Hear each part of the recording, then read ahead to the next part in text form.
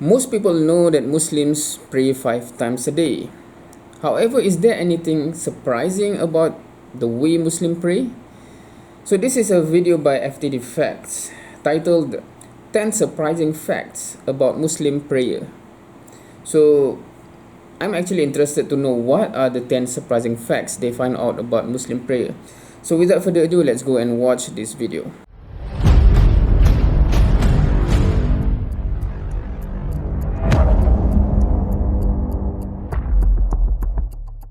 Even non-Muslims know that regular prayers play a huge role in the Islamic faith. But did you know that there is actually a whole world when it comes to Muslim prayers that's very fascinating and eye-opening? Welcome back, guys, to FTD Facts. My name is Leroy Kenton, and I decided to make this video because, I'm always curious, and I saw the phrase Muslim Azan online, and I was like, what is that? So next thing you know, I'm researching Muslim prayer, blam, before you know it, here we are. The video's up on YouTube, but now you're watching it. So I have a lot to share, so make sure you watch this video up until the end so you don't miss any of these key aspects and points about Muslim prayer. So the first one at number 10 is Salah. Salah or Salat is the second of the 5 pillars of Islam, and the word means prayer or invocation, and it's observed 5 times a day at certain times throughout the day. And Salah is made up of different cycles called the raka'ats, which include certain actions like bowing, standing, sitting, and prostration. The next thing is Azan.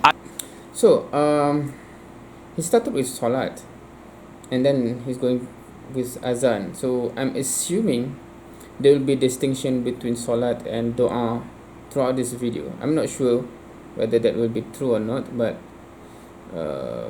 because there's still 8 items to come, right?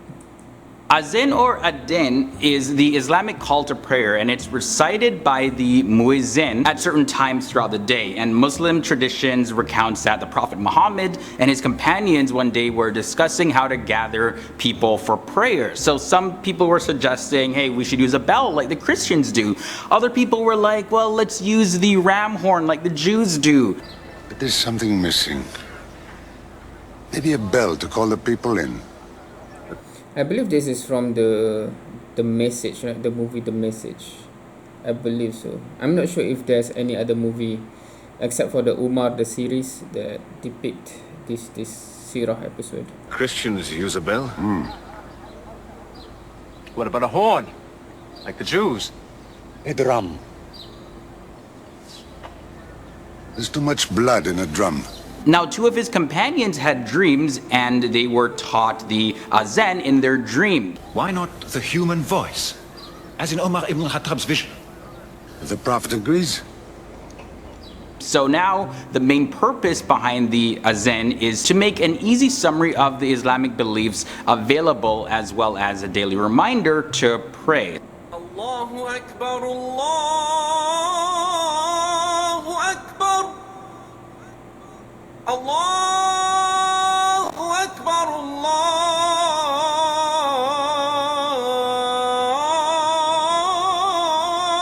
Akbar.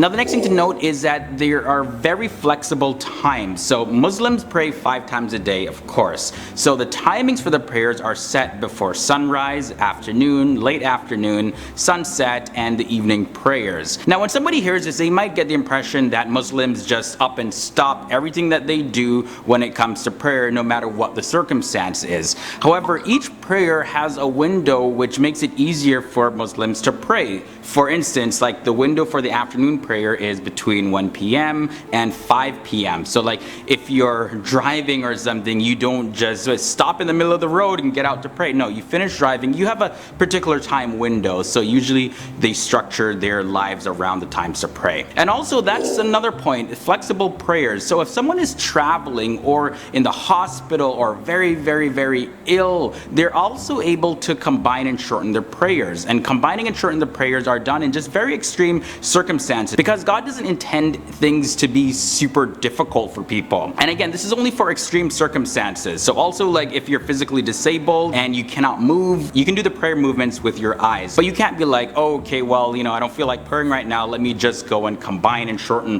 prayers because it's easier and convenient for me. No, only in extreme circumstances where you're just not able to pray. The next thing to note is that prayers are done facing Mecca. So Muslims around the world all face the city of Mecca when they perform their prayer. And Okay, this is not a surprising fact, I think.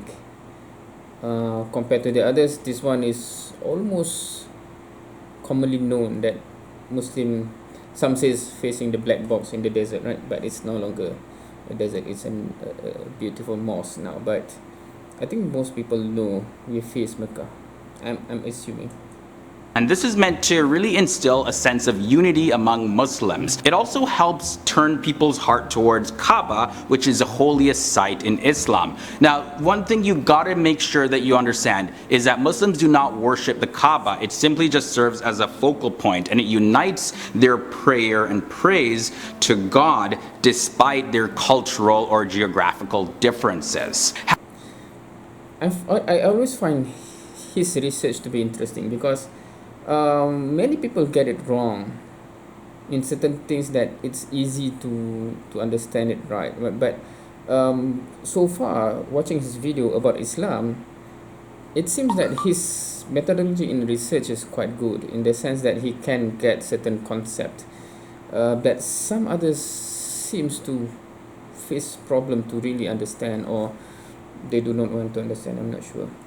Halfway in, prayer also keeps God in mind at number 5. So the easiest way I can put this is like this. If you love or you care about someone, they're always on your mind, right? And you really value that connection that you have with them. So prayer keeps Muslims in touch with God and keeps Muslims constantly reflecting on their actions. On top of that, Muslims are encouraged to pray in a bigger congregation because this allows them to interact with one another, and someone can share something with you that inspires you to be righteous, and you can do the same to them as well. So it's just a much different experience when you pray in a congregation. And number 4, washing before prayer. So before prayer, Muslims wash their hands, their face, their feet, and their head. And this washing ablution is called wudu. The purpose behind this is to make sure that you're physically pure before going in front of God. And wudu also reminds Muslims of the need to be spiritually pure as well. Most would consider it important to be clean when you go out to meet somebody important, or you go for a job interview, or just anything really. So that's pretty much the same thing. You physically purify yourself to go before God. There's also an aspect of spiritual cleansing. So the Prophet Muhammad said that if a person had a stream outside his door and he bathed in it 5 times a day, do you think he would have any filth left on him? And the people said, no filth would remain on him whatsoever. Then the Prophet Muhammad said, this is like the 5 daily prayers. Allah wipes away the sins by them. And number 2, It is interesting that he also find out those kind of hadiths. For Muslim, I think most of us know that much. Know those hadiths. It's a basic one about salat, but it's quite interesting for non-Muslim to. It's quite good research.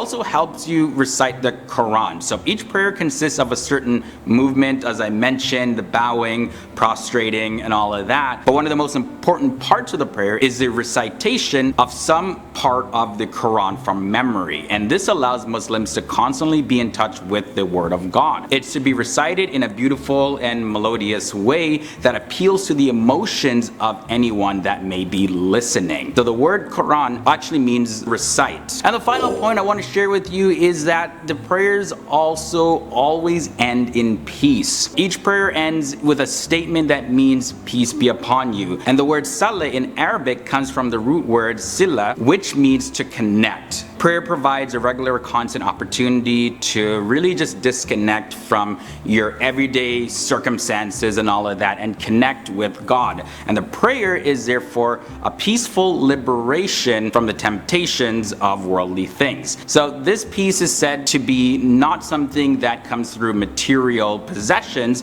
but can only be found when you disconnect from everything and connect with God. So guys, those were 10 things that you need to know about Muslim prayers. Of course, there's so much more that can be said about this. So let me know down below in the comment sections, if you are a Muslim, what other things about prayers do you think everybody else should know? Sound off down below. And if you enjoyed this video, definitely check out a similar video. You can click on the annotation right beside my head right here. I'll also have a link to that video below in the video description section, and also my links to my social media are below as well. So hit me up on social media, Instagram especially. I do my best to try to respond to as many messages as possible. And as always, hit that subscribe button and ring that bell so you'll be notified of future FTD Facts episodes.